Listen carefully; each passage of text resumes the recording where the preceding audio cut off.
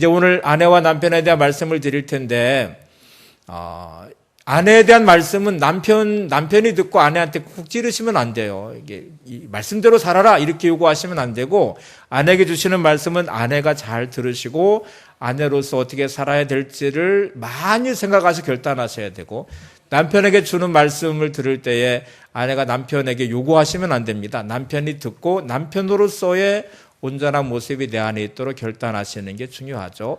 자, 아내에게 주시는 말씀의 첫 번째는 순종하라는 단어예요. 아내들아 이와 같이 자기 남편에게 순종하라. 이게 베드로전 3장 1절 말씀이거든요. 아내들에게 남편들에게 순종해라 하는 단어인데, 이 단어가 참 많이 거슬립니다. 요즘의 시대가 어떤 시대인데 남녀 평등의 시대이고 또 여성 상위 시대로 이제 가고 있는 것 같아요. 점점 경제 활동을 하는 여성 인구가 비율이 많아지고 여자가 남자보다 훨씬 더 똑똑합니다. 그러다 보니까 초등학교 교사 같은 경우는 여자가 훨씬 더 많고, 중고등학교 교사도 역전돼 가고 있고요.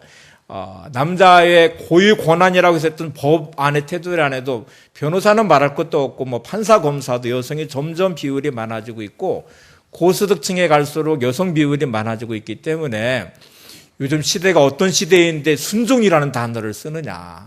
세상의 부부에 대한 이론을 말할 때는 순종이라는 단어가 사라진 지가 오래입니다.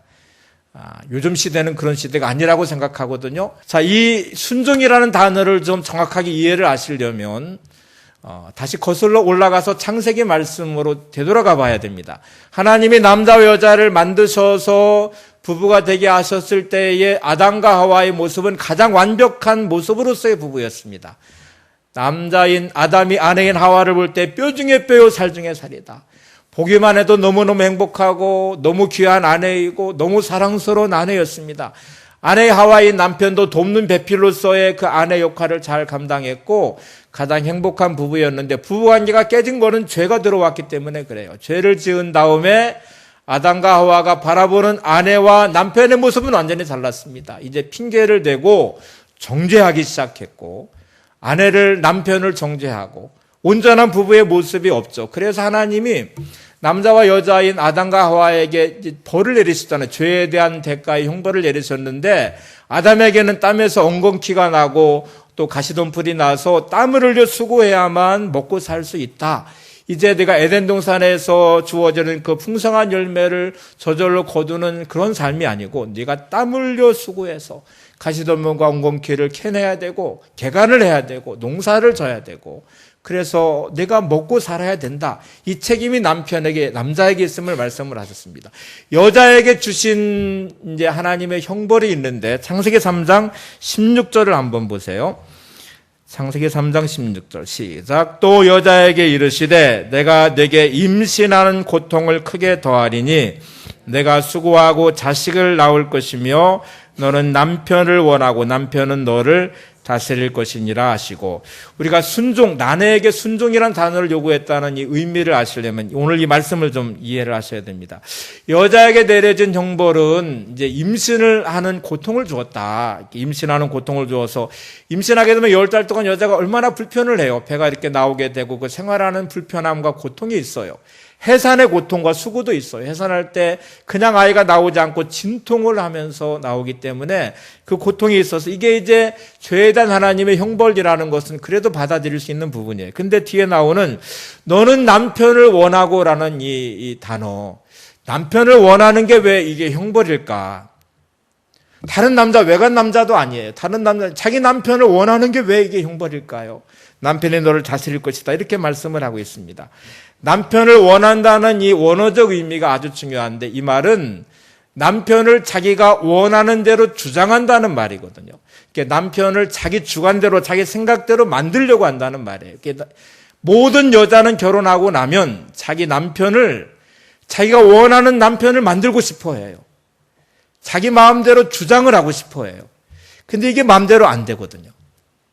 결혼을 해서 내가 바라는 남편 상이 있어요. 내 남편은 이랬으면 좋겠다. 자상하고 나한테 좀 잘해주고 배려하고 남들보다 좀 탁월하게 돈도 좀 잘 벌어다 줬으면 좋겠고 남들보다 좀 더 명예도 있고 권세도 있고 그런 남편이 되면 좋겠는데, 지금 남편은 부족한 게 너무 많아요. 그러니까 자꾸 남편을 자기 원하는 대로 만들려고 주장을 하기 시작해요. 자기 원하는 대로 해보려고 그래. 이것이 아내가 남편을 원한다는 단어의 의미입니다. 이게 여자의 본성 안에 들어있다는 말이고, 결혼한 모든 여자는 자기 남편을 자기가 원하는 대로 주장하고 만들어 가고 싶어 해요. 그런데 모든 남자는 여자가 원하는 대로, 아내가 원하는 대로 다 따라줬으면 얼마나 좋겠어요. 근데 그런 남편은 한 명도 없습니다.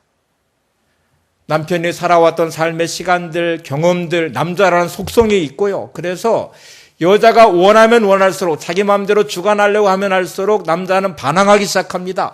마음을 닫습니다. 그리고 화를 내기 시작합니다.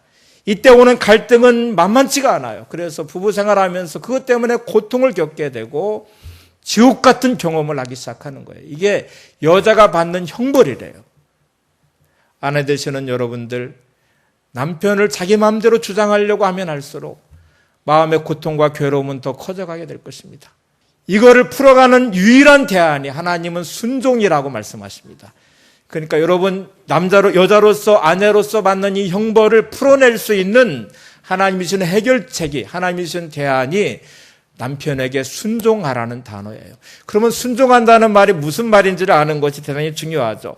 이제 아내가 원하는 대로 남편을 만들려고 하면 남편은 마음을 굳게 닫아버릴 것이고, 그러면 점점 관계가 힘들어질 수밖에 없어요. 순종이라는 단어는 그냥 복종하라는 의미가 아닙니다. 여기는 남편을 귀중하게 여겨라. 남편을 존중해라. 남편으로서의 그 남편의 존재 자체를 귀하게 여기고 남편으로서 존중하게 하는 마음을 내가 갖는 것, 그게 순종이라는 단어의 의미입니다. 자, 다시 이제 말씀을 보세요. 베드로전서 3장 1절 2절. 순종이라는 단어를 쓰면서 이렇게 말씀을 합니다. 같이 보세요. 아내들아, 이와 같이 자기 남편에게 순종하라. 이는 혹 말씀을 순종하지 않는 자라도 말로 말미암지 않고 그 아내의 행실로 말미암아 구원을 받게 하려 함이니 너희의 두려워하며 정결한 행실을 봄이라. 오늘 이 말씀의 의미는 믿지 않는 남편을 전도하는 방법에 대한 말씀을 한 것인데, 아내에도 다 똑같이 적용되는 말씀이기도 합니다. 이렇게 말합니다. 남편에게 순종하라 그러면서 혹 말씀을 순종하지 않는 자라도, 하나님 말씀에 순종하지 않는 사람일지라도 뭘로 말미암지 않는데요? 말로 말미암지 않고 그 아내의 행실로 말미암아 구원을 받게 하려 함이라. 남편의 변화는 아내의 말로 되는 게 아닙니다. 그 말이 아무리 옳아도 아내의 말은 남편에게 잔소리일 뿐입니다. 자존심 상하는 말이죠. 그래서 말을 듣지 않으려고 합니다. 그래서 구원을 시키려고 하면, 또 남편을 변화시키려고 하면 말로 말미암지 않고 뭐라 하겠냐면 너희의 두려워하며 정결한 행실을 봄이라. 이렇게 두려워하는 마음, 하나님을 두려워하는 마음으로, 남편을 존중히 여기고 귀하게 여기는 마음으로, 남편을 좀 어려워하는 마음으로, 또 정결한 행실을 보면서 남자는 감동을 받게 되고, 그럴 때 남자는 변하게 된다는 말이에요. 아내 되시는 여러분, 하나님을 두려워하는 마음을 가지시고 남편을 존중히 여기고 귀하게 여기고 무시하지 마세요. 남편을 가르치려고 하지도 마세요. 남편에게 내 말이 옳다고 자꾸 주장하기 시작하면 남편은 점점 마음을 닫게 되고 반항하게 되고 화를 내게 되고 갈등은 점점 커지면 아내로서 겪는 죄의 고통스러움을 겪게 될 것이고 지옥 같은 시간을 보내게 될 것입니다.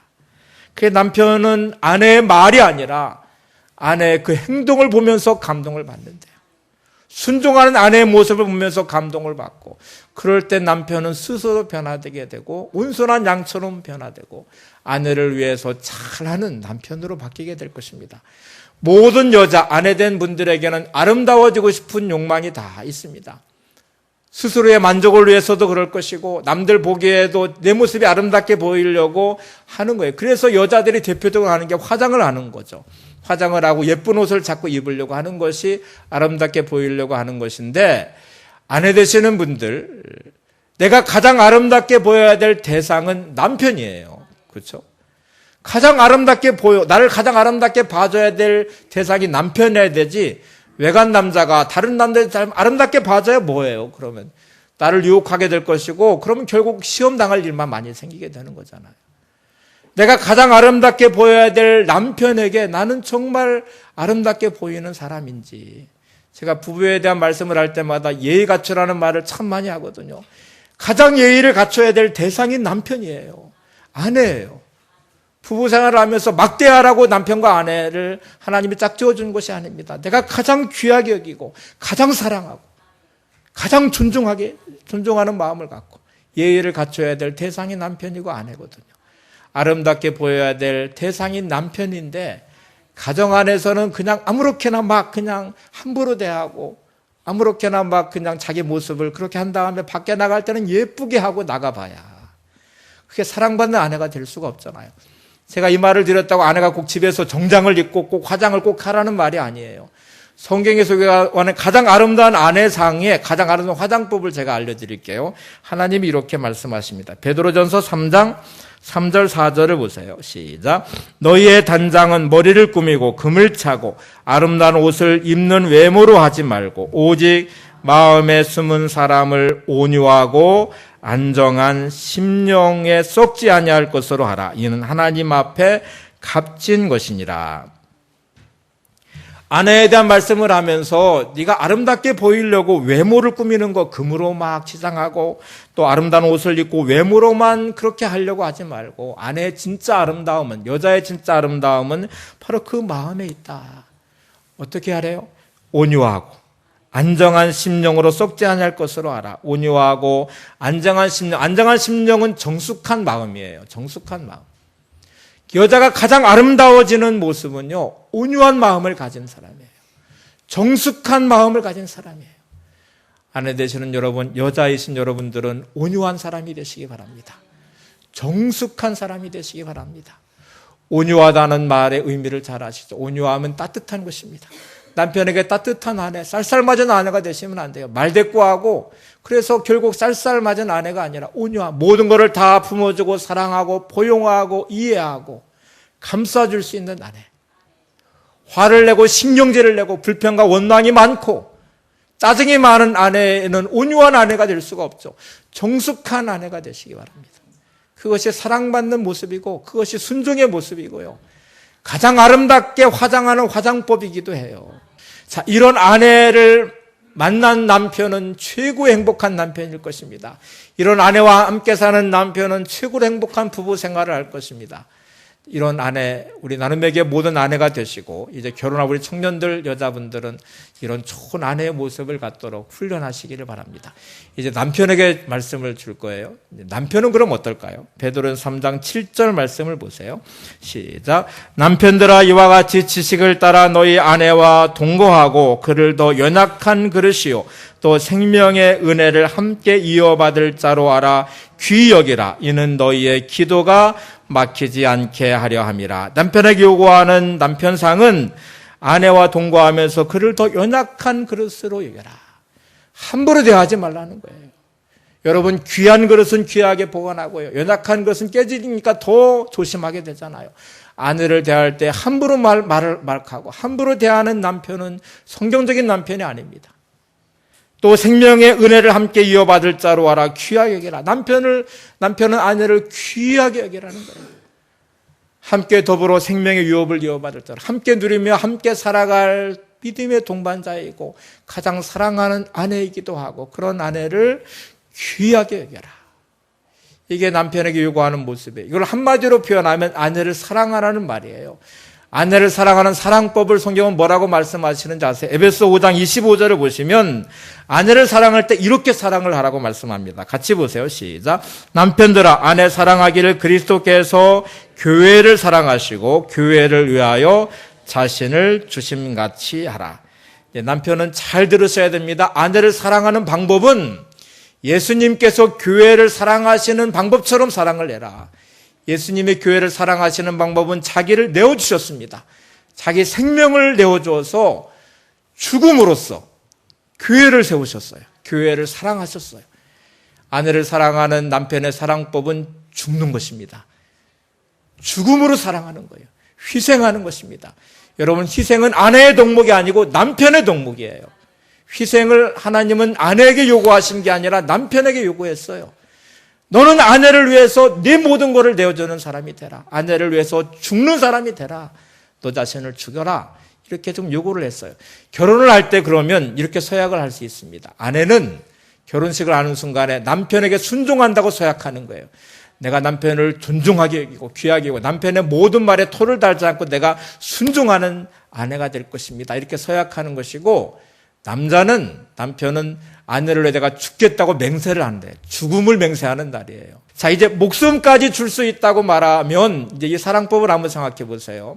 아내가 남편에게 이렇게 말했어요. 나랑 같이 좀 쇼핑 좀 가줘요. 이렇게 말했더니 남편이 뭐라고 말해요? 내가 당신에 대해서 목숨은 줄 수 있지만 쇼핑은 같이 갈 수 없어. 이게 말이 되나요?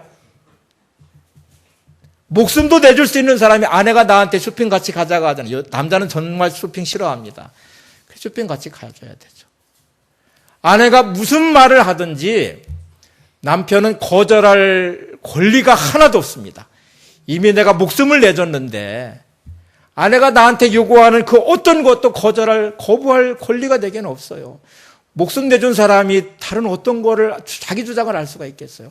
그거는 말이 안 되는 거잖아요. 남편 되시는 여러분, 성질을 죽이시기 바랍니다. 자존심도 죽이셔야 됩니다. 여러분의 시간도 다 내줘야 됩니다. 내가 할 수 있는 거는 아무것도 없어요. 아내가 말하는 그 어떤 것도 거절할 권리가 내게는 없어요. 그게 남편으로서 성경이 요구하는 남편상이에요. 자, 그러면 남자가 이렇게 생각할 거예요. 그러면 나는 뭐예요? 껍데기만 남아있는 거잖아요. 근데 여자에게는 뭐를 요구했어요? 하나님이 순종을 요구하셨거든요. 피차 복종하라는 말이에요. 남편과 아내가 행복하게 살려면 서로를 내어줄 수 있는 마음이 되고, 서로를 존중하는 마음이 되고, 서로를 귀하게 여기는 마음이 만날 때 좋은 행복한 부부가 될 수 있습니다. 다시 베드로전 3장 7절 말씀을 보세요. 시작. 남편들아, 이와 같이 지식을 따라 너희 아내와 동거하고 그를 더 연약한 그릇이요 또 생명의 은혜를 함께 이어받을 자로 하라. 귀히 여기라. 이는 너희 기도가 막히지 아니하게 하려 함이라. 자, 남편들에게 제일 첫 번째 요구하는 것이 이 말씀이에요. 지식을 따라. 지식을 따라라는 말씀은 말씀을 따라 이렇게 해석하셔도 되고, 또 다른 하나는 아내에 대해서 좀 배워라 이 말씀도 돼요. 남자와 여자는 너무너무 많이 다릅니다. 외계인같이 달라요. 속성이 다르고요. 말하는 말의 모습도 달라요. 생각도 달라요. 그래서 남편으로서 아내로서 좋은 아내와 남편이 되려면 반드시 배우셔야 됩니다. 남자에 대해서, 여자에 대해서, 남편에 대해서, 아내에 대해서 배우셔야 돼요. 공부하셔야 돼요. 이거를 하지 않으면 자기 식대로 대하게 되면 결국 갈등을 만들어낼 수밖에 없습니다. 자, 이제 여자에 대해 대할 때 제일 첫 번째 하셔야 될 것은, 남자들은 마음을 한없이 넓혀서 이해하는, 끝없이 포용하는, 여자에게도 똑같이 요구하셨어요. 온유함을 요구했거든요. 온유함은 한없이 넓은 마음으로 남편을 이해하라는 말이에요. 이해를 하셔야 돼요. 하나님이 우리를 어떻게 이해하셨는지를 보실래요? 그냥 단순한 두 예를 한번 들어볼게요.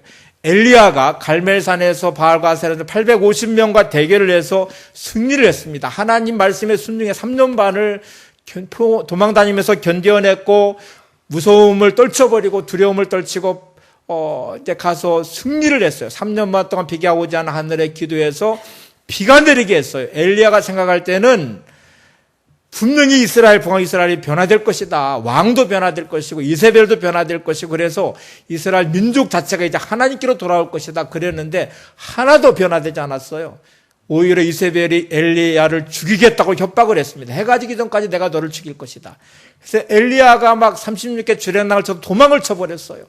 광야 들판에서 로뎀나무 아래 앉아가지고 얼마나 낙심되고 실망이 됐는지 하나님께 한탄하면서 죽여달라고 투정을 부리는 장면이 나와요. 엘리야가 삐졌거든요. 토라져 버렸어요. 이렇게 말을 했어요. 여호와여, 넉넉하오니 지금 내 생명을 거두시옵소서. 나는 내 조상들보다 낫지 못하니이다. 하나님께 도전을 하면서 나를 죽여달라. 나는 이제 더 이상 못 산다. 이렇게 이제 말하고 푸념하고 투정하고 삐져버린 엘리야를 하나님이 어떻게 대하셨는지 아세요? 한마디 책망도 하지 않으시고요. 한마디 따져 묻지도 않으시고 천사를 보내서 숯불에 구운 떡도 보내주시고 물도 보내주시고 그를 위로하시고 회복시켜 주셨어요. 이게 하나님이 엘리야를 사랑하시는 사랑법이었어요. 나사로가 병들었을 때 마리아와 마르다가 예수님께 사람을 보내서 와서 빨리 고쳐달라고 했는데 예수님이 안 오셨어요. 그래서 오빠 나사로가 죽었어요. 마리아 마르다가 삐졌습니다. 토라져가지고 예수님이 오셨다는 소식을 듣고도 안 나와요. 그렇게 반갑게 맞았던 마리아와 마르다가 예수님을 맞으러 안 나와요. 근데 예수님이 동굴 밖에서 마리아와 마르다를 기다리셨습니다. 기다려주시고 그들을 회복시켜 주셨어요. 예수님이 마리아와 마르다를 이해하시고 사랑하는 사랑법이에요. 남편 되시는 여러분, 아내들은 잘 삐집니다. 잘 토라집니다. 그래서 자꾸 불평을 자꾸 말할 수 있어요. 끝없이 이해해 주시는 남편이 되시기 바랍니다. 아내 되시는 여러분, 남자는 어린애 같아요. 그래서 잘 삐져요. 온유한 아내가 되시기 바랍니다. 포용하는 아내, 그것이 좋은 아내의 모습이에요.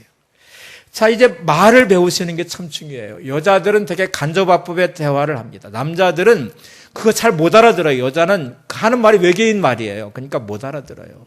어떤 문제를 말을 하면 남자는 답을 주려고 그래요. 그래서 어떤 문제를 얘기하면 해답을 자꾸 주려고 그래요. 근데 아내가 원하는 바는 해답을 모르기 때문에 말하는 게 아니거든요. 지금 이 관계 안에 속마음을 터놓고 좀 위로받고 싶기도 하고 깊이 대화를 나누면서 이거를 풀고 싶은 거예요. 그 여자들은 되게 만나면 수다를 떤다고 말하잖아요. 그래서 1시간, 2시간도 좋고 이런저런 얘기를 많이 해요. 남자들이 들으면 다 쓸데없는 얘기입니다. 시간 낭비라고 생각을 해요. 남자들은 한마디면 될 거를 여자는 2시간, 3시간 얘기를 해요. 근데 여자들은 되게 관계를 누리고 관계를 즐기고 관계를 통해서 회복이 되는 곳이 여자들이에요. 남자들은 그거 싫어합니다. 자기 속마음 잘 드러내지 않고요. 자존심 상해하고 여자들이 무슨 말을 하면 답을 자꾸 주려고 해요. 그러니까 갈등이 만들어져요. 남자들, 남편 되시는 분들, 여자들의 언어를 좀 배우시기 바랍니다. 이렇게 좀 말을 하시면 돼요. 한번 따라서 봐요. 당신 많이 힘들어? 당신을 사랑해. 참 많이 수고가 많네. 그냥 외워서라도 쓰시면 여자가 아내가 도저히 이해가 안 돼도 당신 참 많이 수고가 많네. 당신 많이 힘들지? 내가 당신 위로해. 당신 사랑해. 이렇게 말을 해주시면 그 말을 들으면 아내는 마음이 풀리죠. 그래서 이렇게 여자의 언어도 배우시고 남자의 언어도 배우시고 지식을 따라라는 말씀이 배우라는 말씀이에요. 하나님 말씀을 따라서 좋은 남편이 되시고 좋은 아내가 되시기를 바랍니다. 서로 귀하게 여기는 모습의 부부, 서로 존중히 여기는 부부의 모습, 피차 복종하는 아내와 남편, 그것이 좋은 가정을 이루어가는 것이고요. 이제 세상은 변하면 변할수록 여러 많은 이론들이 나올 것입니다. 부부로 살아가는 방법에 대해서 말하고, 제가 충격받은 것 중에 하나가 어떤 여성학자가 강의를 하면서 결혼 이제 정년제를 만들어야 된다고 아주 그냥 열변을 토하더라고요. 이제 수명이 길어져서 남편 아내로 사는 게 너무 길어지니까 결혼 연령제를 임기제를 만들어 가지고 신임을 물어야 된대요. 그래서 더 살 것인지 말 것인지. 세상은 자꾸 그렇게 변해갈 거예요. 여러 가지 많은 이론들이 나올 것이에요. 성경적인 가정관, 성경적인 부부관을 회복하셔야 하나님의 대안이 되는 가정이 되시고 대안이 되는 부부가 되시고, 그래야 세상을 바꾸는 하나님의 사람들이 될 것입니다. 하나님 말씀대로 순종하는 아내가 되시기 바랍니다. 하나님 말씀대로 예수님처럼 사랑하는 남편이 되시기 바랍니다. 아내를 연약한 그릇으로 여기고 귀하게 여기시고 함께 내 유업을 이어갈 자로 여기셔서 그를 귀하게 여기고 존중하는 남편이 되시기를 바랍니다.